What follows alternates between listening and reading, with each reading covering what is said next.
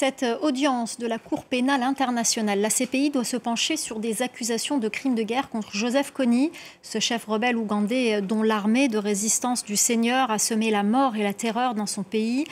La CPI doit décider si oui ou non il y a ouverture d'un procès en l'absence du principal accusé, toujours en fuite. La correspondance à La Haye de Stéphanie Maupas.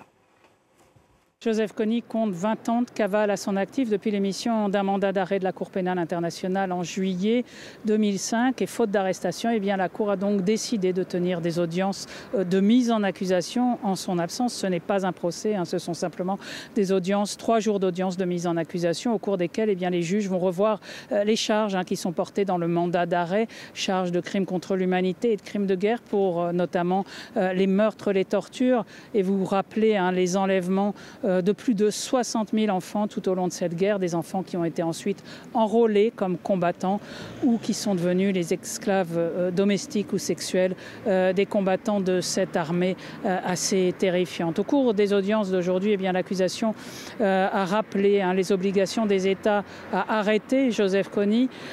ou à permettre sa reddition, et ce n'est pas totalement illusoire puisque au cours des dernières années, on sait que des centaines de combattants de cette sinistre milice se sont volontairement rendus aux autorités ougandaises. Mais les avocats de la défense de Joseph Kony ont rétorqué au procureur